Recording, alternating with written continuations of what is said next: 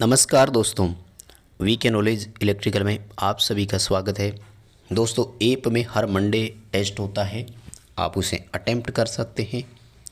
App download अभी कीजिए, इस वीडियो के डिस्क्रिप्शन में लिंक दिया हुआ है। दोस्तों, टेस्ट अब तक हमारे 41 हो चुके हैं। इसका सॉल्यूशन हम यूट्यूब पर प्रोवाइड करवाते हैं। सो पूरा कंप्लीट सॉल्यूशन देखने के लिए हमारे चैनल को सब्सक्राइब कीजिए। जैसे ही वीडियो अपलोड होता है नोटिफिकेशन आपके पास पहुंच जाएगा। टेस्ट अटेम्प्ट कीजिए और उसमें कितने सही हुए कितने गलत है, गलत का सही उत्तर क्या है और क्यों है, कारण सहित समझने के लिए हमारे साथ यूट्यूब पर भी जुड़े रहें। वीडियो पसंद आए तो लाइक ज़रूर किया कीजिए, अपने दोस्तों को फॉरवर्ड कीजिएगा ज़रूर। आइए दोस्तों, आज के प्रश्नों से शुरू करते हैं। और काफ़ी एग्ज़ाम ओरिएंटेड क्वेश्चन है दोस्तों। ये हो सकता है आपको आसान लगे, लेकिन एग्ज़ाम में इस तरह की चीज़ें आपको देखने को ज़रूर मिलेगी, जहाँ तक मेरा एक्सपीरियंस है। सवाल नंबर 1 आपके स्क्रीन पर है कि फ्यूज हो या सर्किट ब्रेकर, उसकी विदारण क्षमता, जिसे इंग्लिश में हम रप्चरिंग कैपेसिटी बोलते हैं दोस्तों, किस इकाई में व्यक्त की जाती है। फ्यूज हो या सर्किट ब्रेकर, उसकी रप्चरिंग कैपेसिटी MVA में होती है, मेगा वोल्ट एम्पियर। दोस्तों, जैसा कि मैं बताऊं आपको, मेगा वोल्ट जो है ये अपरेंट पावर यानी आभासी शक्ति की यूनिट होती है। इसका मतलब रप्चरिंग कैपेसिटी एक पावर होती है और ये वो पावर होती है जिसे फॉल्ट के समय एक फ्यूज अथवा सर्किट ब्रेकर सहन कर जाए। क्योंकि जनरली फ्यूज शॉर्ट सर्किट से प्रोटेक्शन के लिए काम में लेते हैं दोस्तों, और शॉर्ट सर्किट के दौरान करंट हजारों एम्पियर तक जा सकती है। इसलिए उस वोल्टेज के साथ करंट जो है वो कितना पहुंच गया था, इसे कैलकुलेट करते हैं हम V/I से, और फाइनली इसे MVA में रेटेड दिया जाता है। अगर फ्यूज की क्षमता किस इकाई में होती है, अगर सीधा सीधा ये पूछे ना तो ध्यान रखना फ्यूज एम्पियर में होते हैं। अभी आपको बी उत्तर के साथ जाना होगा।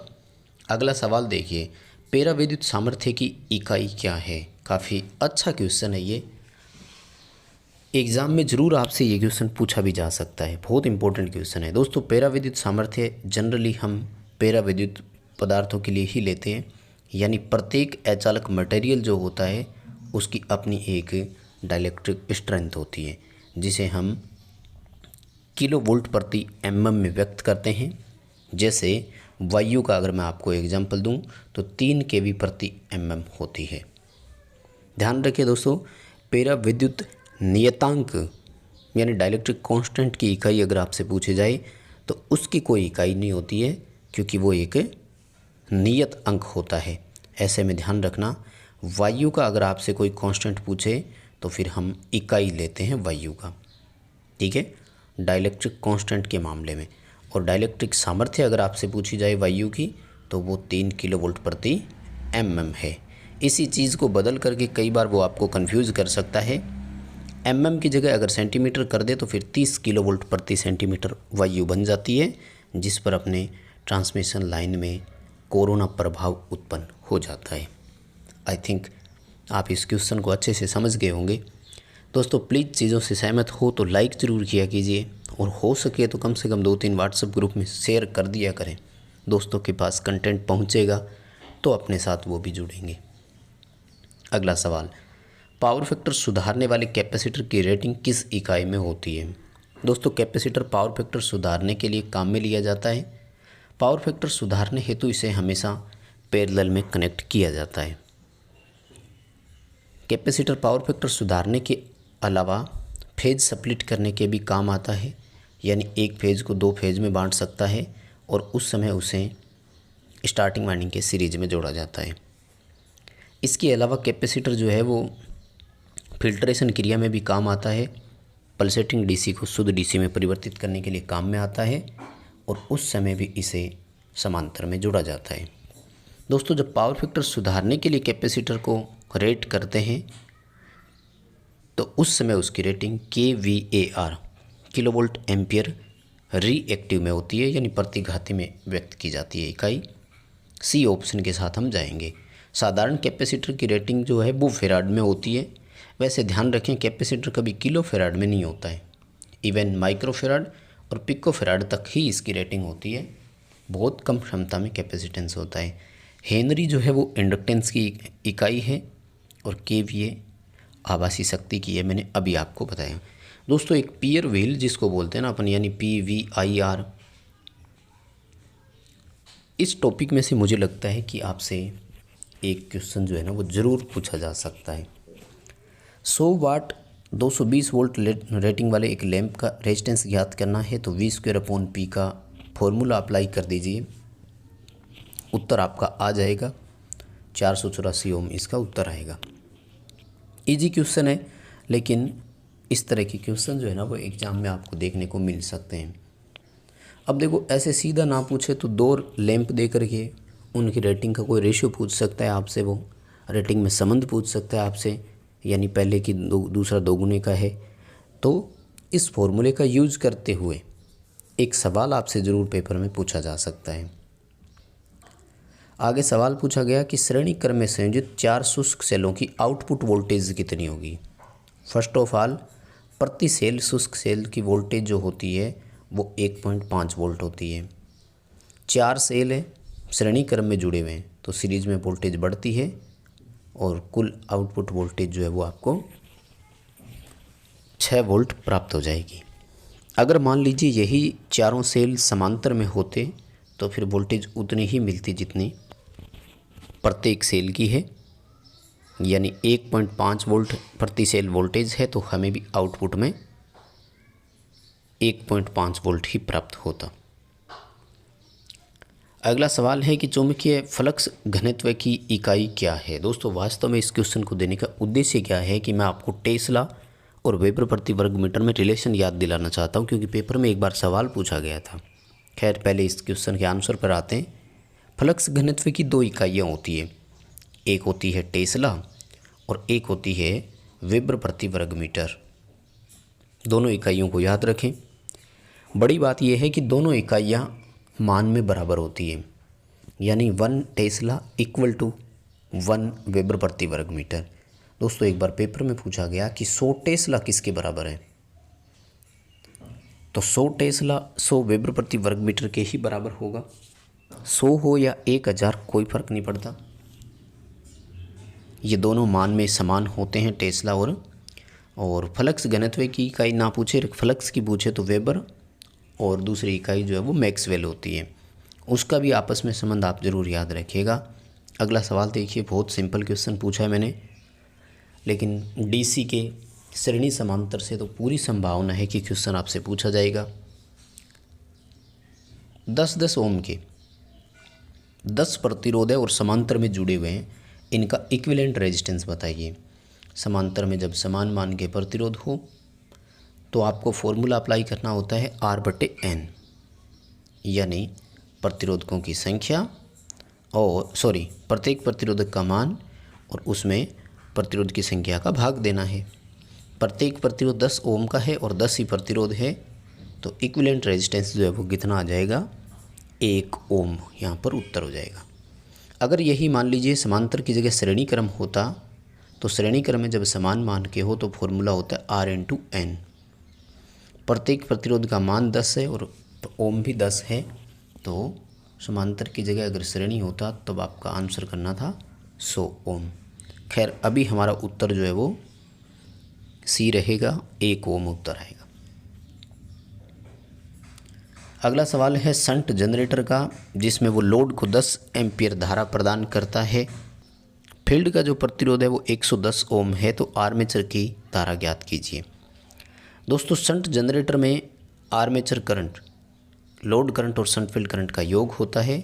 वहीं अगर मोटर के बारे में क्वेश्चन हो तो आर्मेचर करंट जो होती है वो लोड करंट और शंट फील्ड करंट के अंतर के बराबर होती है। देखो लोड करंट का मान 10 एम्पियर सीधा सीधा दिया हुआ है, शंट फील्ड की धारा नहीं दी गई, उसके लिए फॉर्मूला होता है V/RSH। उत्तर आ रहा है 2 एम्पियर। जब आप इन दोनों को जोड़ेंगे तो आंसर आ जाएगा 12 एम्पियर। अगर यही सब डाटा होते और मोटर के लिए क्वेश्चन होता तो आंसर हो जाता 8 एम्पियर। दोनों को ज़रूर आप याद रखें, है क्वेश्चन इम्पोर्टेंट, पेपर में इस तरह की चीज़ें आपको देखने को ज़रूर मिल सकती है। जनरेटर के आर्मेचर में प्रेरित ईएमएफ का सूत्र क्या है। देखो जनरेटर में पहले इंड्यूस होता है, उसमें से हमें बाहर मिलता है और बाहर मिलने वाले में से क्या होता है, कि आर्मेचर जो होता है वो माइनस कर दिया जाता है। इसका मतलब अगर हम इन दोनों को जोड़ दें, जो बाहर हमें मिला और जो आर्मेचर के अंदर ड्रॉप हो गया, तो वो इक्वल टू EG यानी जनरेटेड EMF के बराबर होगा। मतलब वोल्टेज जो आपको बाहर टर्मिनल पर प्राप्त होते हैं उसे आप आर्मेचर ड्रॉप में जोड़ देंगे तो हो जाएगा। क्वेश्चन का आंसर आपको बी करना है, V + IaRa। हाँ, अगर मोटर के मामले में क्वेश्चन होता ना तो फिर आपको ए उत्तर करना है, क्योंकि हमने मोटर को दिया, उसमें से आर्मेचर में कुछ ड्रॉप हो जाएगा, बचा हुआ जो है वो बैक EMF कहलाता है। तो ए ऑप्शन जो है वो मोटर के क्वेश्चंस के लिए सही रहेगा और जनरेटर के लिए बी ऑप्शन बिल्कुल आपका सही रहेगा। दोनों ही इम्पोर्टेंट है, याद रखिएगा। आगे देखिए दोस्तों, डीसी मोटर के घूमने की दिशा तो कैसे बदल सकते हैं। इससे पहले मैं आपको बताऊं कि दिशा ज्ञात करने के लिए जो नियम है वो कौन सा है, और आई थिंक आप सब जानते होंगे, फ्लेमिंग का लेफ्ट हैंड रूल है। लेफ्ट हैंड रूल में जो मोटर की डायरेक्शन ऑफ रोटेशन है उसको दिखाता कौन है, तो हमारा अंगूठा दिखाता है। इसका मतलब जो घूमने की दिशा है वो दो कारकों पर निर्भर करेगी। कौन कौन से दो कारक हो गए? एक फर्स्ट फिंगर वाला कारक, एक सेकंड फिंगर वाला कारक। फर्स्ट फिंगर होता है फील्ड करंट, सेकंड होता है आर्मेचर करंट। इसका मतलब एक डीसी मोटर के घूमने की दिशा दो कारकों पर निर्भर करती है, और वो दो कारक कौन कौन से हैं? फील्ड फ्लक्स की दिशा या फील्ड धारा की दिशा और आर्मेचर धारा की दिशा। इसका मतलब हम कैसे बदल सकते हैं कि या तो हम आर्मेचर धारा की दिशा बदलें या फिर हम उसमें फील्ड धारा की दिशा बदलें। तो दोनों ऑप्शन दे दिए ना इसके साथ। ओके, तो ये रहा डी ऑप्शन में है कि या तो फील्ड धारा की दिशा बदलें या फिर आर्मेचर धारा की दिशा बदलें। दोस्तों याद रखें, आपूर्ति के सिरे बदलने से कभी भी डायरेक्शन ऑफ रोटेशन नहीं बदलेगा। क्यों? क्योंकि इस समय फील्ड और आर्मेचर दोनों दिशा एक साथ बदल जाती है, इसलिए मोटर की डायरेक्शन ऑफ रोटेशन में कोई फ़र्क नहीं पड़ता है। याद रखिएगा, मोटर की घूमने की दिशा किन कारकों पर निर्भर करती है, कैसे निर्धारित की जाती है। फ्लेमिंग के लेफ्ट हैंड रूल में अंगूठा, फर्स्ट फिंगर, सेकंड फिंगर किसे कौन दर्शाता है। इस तरह के क्वेश्चंस जो है ना आपसे पेपर में पूछे जा सकते हैं। आगे सवाल, केबल की लंबाई अगर दोगुनी हो जाएगी तो इसकी धारिता पर क्या प्रभाव पड़ेगा। दोस्तों कैपेसिटी जो होती है ना वो लंबाई के समानुपाती होती है। अगर लंबाई दोगुना करेंगे तो उसकी धारिता भी दोगुनी हो जाएगी। यही तो कारण है कि शॉर्ट ट्रांसमिशन लाइन में धारिता को हम नगण्य मानते हैं, जबकि लॉन्ग और मीडियम ट्रांसमिशन लाइन में धारिता को टैकल किया जाता है। लंबाई के समानुपाती वाला ऑप्शन याद रखो, दोगुना तो दोगुना, आधा तो फिर आधा। अभी डी ऑप्शन के साथ जाएंगे, लंबाई दोगुनी होती है तो धारिता भी दोगुनी हो जाती है। नेक्स्ट क्वेश्चन पूछा जा रहा है कि सफ़ेद, बैंगनी और काले रंग वाले प्रतिरोधक में प्रतिरोध मान कितना होगा। दोस्तों सफ़ेद कलर का जो स्टार्टिंग लेटर होता है, अंक होता है वो 9 होता है, और बैंगनी का होता है 7। यानी आंसर तो हमारा ए या बी में से ही होना है, सी डी को आप छोड़ दीजिए। अब अगर ब्लैक कलर की बात की जाए तो ब्लैक कलर का जो मल्टीपल होता है वो होता है 10⁻0। दोस्तों 10⁻0 का मतलब होता है 1। किसी की संख्या के पावर अगर 0 लगी है तो उसका मान हमेशा 1 होता है। 97 को 1 से मल्टीप्लाई करोगे तो 97 ही रहेगा। बी उत्तर आपका यहाँ सही होना चाहिए था। अगला सवाल है 4 ओम और 5 ओम के दो प्रतिरोध सीरीज में जुड़े हुए हैं। 9 ओम का एक प्रतिरोध इनके समांतर में संयोजित कर दिया, इस संयोजन का कुल प्रतिरोध कितना होगा। बहुत सिंपल सा क्वेश्चन है दोस्तों। 4 और 5 के दो ऐसे जुड़े हुए हैं और 9 ओम का रेजिस्टेंस ऐसे इनके लगा हुआ है, यानी 9 ओम के दो प्रतिरोध पैरेलल में हो गए कुल मिलाकर, तो आंसर अपना 4.5 ओम आ जाएगा। 4.5 ओम ऑप्शन के साथ अपने जाएंगे इसमें, सी उत्तर आपका यहाँ सही रहेगा। स्टार संयोजन में लाइन करंट ज्ञात कीजिए जब फेज करंट 10 एम्पियर हो। तो स्टार में लाइन करंट और फेज करंट क्या होती है, बराबर। अगर फेज करंट 10 एम्पियर है तो नो डाउट लाइन करंट भी कितना होगा, 10 एम्पियर ही होगा। हाँ, अगर डेल्टा के लिए क्वेश्चन होता स्टार की जगह, तब अपने लाइन करंट जो होती है वो √3 गुना अधिक हो जाती है। ऐसे में फिर आप ए ऑप्शन के साथ जा सकते थे। अगला सवाल है वोल्टेज रेगुलेशन के रूप में कौन सा डायोड काम में लेते हैं। वोल्टेज को रेगुलेट करने के लिए जिनर डायोड का उपयोग करते हैं। वोल्टेज रेगुलेटर के रूप में जब इसका उपयोग करते हैं तो इसे हमेशा रिवर्स बायस में जोड़ा जाता है। एवलांच ब्रेकडाउन इसको कहा जाता है और इसकी ब्रेकडाउन वोल्टेज लोड को आवश्यक वोल्टेज के बराबर होती है। यानी लोड को जितने वोल्ट का मान चाहिए उसी वोल्टेज के अकॉर्डिंग जिनर डायोड का ब्रेकडाउन जो है वो सेट किया जाता है। अल्टरनेटर किस पर विद्युत उत्पादन करता है, तो एक डेफिनेट फ्रिक्वेंसी पर करता है। भारत में जितने भी अल्टरनेटर होते हैं वो सभी एक नियत फ्रिक्वेंसी से विद्युत का उत्पादन करते हैं और हम सब जानते हैं कि भारत में एसी की फ्रिक्वेंसी जो है वो 50 हर्ट्ज एकदम नियत रहती, फिक्स रहती है। इसके लिए इसे क्या करना होगा, एक स्थिर गति से चलाया जाना आवश्यक होता है। ऐसे प्राइम मूवर से चलाते हैं जाकि वो स्पीड को कांस्टेंट रख सके। अगला सवाल है 1.2 वोल्ट के 4 सेल समांतर में जुड़े हुए आउटपुट वोल्टेज ज्ञात कीजिए। समांतर में आउटपुट वोल्टेज प्रति सेल वोल्टेज के बराबर होती है, यानी 4 हो या 40 आउटपुट वोल्टेज उतनी रहेगी जितनी एक सेल की होती है। जैसे इसमें 1.2 वोल्ट थी तो प्रति सेल वोल्टेज यहाँ पर भी 1.2 वोल्ट ही रहेगा। अगला सवाल है आरसी सीरीज परिपथ है जहाँ प्रतिरोध 12 ओम प्रतिबाधा 13 ओम है, तो प्रतिघात की गणना कीजिए। एक्स ज्ञात करने के लिए फॉर्मूला बनेगा Z² माइनस R²। 13 की स्क्वायर 169 होती है और 12 की 144। दोनों का अंतर आप करेंगे तो 25 आएगा और 25 का अंडर रूट आएगा आपका 5 ओम। प्रतिघात का मान 5 ओम आएगा। कैलकुलेट करके मिलान जरूर करना उत्तर। अगला जो दोस्तों प्रश्न पूछा जा रहा है वो है कि 25 kVA का एक ट्रांसफार्मर है, 0.8 पावर फैक्टर पर वो एक लोड को आपूर्ति करता है। इसकी आउटपुट पावर की गणना करें। देखो किलोवाट में सभी ऑप्शन है और किलोवाट में जब कैलकुलेट करना हो तो फॉर्मूला होता है KVA इंटू cos फाई। बहुत सिंपल है। 25 kVA दिया हुआ था, 0.8 पावर फैक्टर दे रखा है। आपने कैलकुलेशन किया तो आपका उत्तर आना चाहिए था 20 किलोवाट। सी उत्तर सही रहेगा यहाँ पर। बहुत सिंपल क्वेश्चन है। अगला जो क्वेश्चन है वो है 6 पोल मशीन में 60 डिग्री यांत्रिक है, ये कितने वैद्युतिक डिग्री के समान है।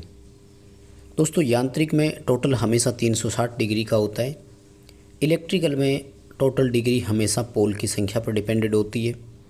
180 इंटू पोल करना होता है। जब इन दोनों का आपस में आपको रिलेशन कैलकुलेट करना हो तो इलेक्ट्रिकल डिग्री में आपको मैकेनिकल डिग्री का भाग देना होता है। और दोस्तों उत्तर आ रहा है आपका 3, यानी एक मैकेनिकल डिग्री जो है वो 3 डिग्री इलेक्ट्रिकल के बराबर है।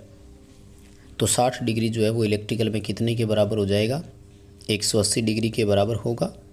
सी उत्तर अपना यहाँ सही हो जाएगा। 180 डिग्री जो है इसका आंसर आ जाएगा। इस तरह की क्वेश्चन पेपर में आ सकते हैं, ध्यान रखना। टोटल इलेक्ट्रिकल डिग्री कैलकुलेट करने का तो पूरी संभावना है आपसे पूछा जा सकता है। 180 इंटू पोल कर दिया करो, उत्तर आ जाएगा। अगला सवाल है एक चालक तार का व्यास यदि दोगुना करेंगे तो उसकी धारा क्षमता क्या होगी। माय डियर, अगर आप व्यास को दोगुना करते हैं तो एरिया 4 गुना हो जाता है। अगर एरिया 4 गुना होता है तो रेजिस्टेंस 1/4 हो जाता है और रेजिस्टेंस 1/4 होगा तो धारा क्षमता 4 गुना बढ़ जाती है। यानी सीधा संबंध अगर आप देखें व्यास दोगुना करने से तो धारा क्षमता जो है वो 4 गुना हो जाएगी। डी उत्तर के साथ हम जाएंगे। अगला सवाल है परिपथ में चालक का आकार किस बात पर निर्भर करता है। कंडक्टर का साइज़ इस बात पर डिपेंडेड होगा कि करंट की वैल्यू कितनी है। करंट कैरिंग कैपेसिटी पर डिपेंडेड होता है। ऑपरेटिंग वोल्टेज जो होता है वो उसमें इंसुलेशन की मोटाई डिसाइड करता है। यानी इंसुलेशन की मोटाई जो है वो ऑपरेटिंग वोल्टेज से होगी। करंट कैरिंग कैपेसिटी से जो है वो चालक की मोटाई थिकनेस जो है वो सिलेक्ट हो जाएगी। अगला सवाल सिलिकॉन में ऊर्जा अंतराल पूछा था। ऊर्जा अंतराल की इकाई इलेक्ट्रॉन वोल्ट होती है। सिलिकॉन का 1.12 होता है और 0.72 होता है जर्मेनियम का। वहीं अगर इनके बैरियर पोटेंशियल की बात करें तो तो सिलिकॉन का बैरियर पोटेंशियल 0.7 वोल्ट होता है और जर्मेनियम का बैरियर पोटेंशियल 0.1 से 0.3 वोल्ट के आसपास होता है। अच्छा क्वेश्चन है, एग्ज़ाम में ज़रूर ये क्वेश्चन आपसे पूछा जा सकता है, पूरी संभावना रहेगी इस क्वेश्चन की भी। अगला सवाल है, डीसी मोटर में 220 वोल्ट पर ऑपरेट हो रही है, 210 वोल्ट का बैक ईएमएफ है, आर्मेचर का रेजिस्टेंस 0.5 ओम है, आर्मेचर धारा ज्ञात कीजिए। IA बराबर फॉर्मूला होगा V माइनस बैक ईएमएफ बटे RA, यानी सप्लाई वोल्टेज में से बैक ईएमएफ घटा दीजिए और उसमें आर्मेचर रेजिस्टेंस का भाग दे दीजिए, उत्तर आ जाएगा। देखो बैक ईएमएफ और सप्लाई वोल्टेज का डिफरेंस अगर आप देखते हैं तो 10 वोल्ट आ रहा है, 10 बटे 0.5 करेंगे तो आंसर आएगा 20 एम्पियर। डी ऑप्शन के साथ हम इसमें जाएंगे। अगला सवाल, ट्रांसमिशन लाइन में प्राप्ति सिरे पर वोल्टेज प्रेषक सिरे की तुलना में बढ़ जाती है, इस घटना को क्या कहा जाता है? दोस्तों, रिसीविंग एंड की वोल्टेज सेंडिंग एंड के वोल्टेज से अगर अधिक हो जाती है तो इसे हम फेरेंटी प्रभाव बोलते हैं, और ये लाइन में कैपेसिटेंस के कारण जो चार्जिंग करंट चलती है उसकी वजह से होती है। और धारिता के अकॉर्डिंग ये लगभग long transmission medium transmission line में ही देखने को मिलती है। डी उत्तर करेंगे, फेरेंटी प्रभाव इसका सही उत्तर रहेगा। त्वचा प्रभाव चालक की सतह पर धारा अधिकतम चलने का प्रयास करती है। कोरोना प्रभाव चालक के चारों ओर की एयर ब्रेकडाउन हो जाती है। समीपता प्रभाव पास के चालक का चुंबकीय क्षेत्र दूसरे चालक में धारा प्रवाह को प्रभावित करता है, इसे प्रॉक्सिमिटी यानी समीपता प्रभाव बोलते हैं। दोस्तों, ये थे 25 क्वेश्चन जो एग्ज़ाम ओरिएंटेड है। उम्मीद करूँगा आपने टेस्ट अटेंड किया होगा। कमेंट कर देना, बता देना, प्लीज़ लाइक कर देना वीडियो यार। इतनी मेहनत से टेस्ट तैयार करते हैं तो यूट्यूब पर एक बार आप वीडियो लाइक ज़रूर करें।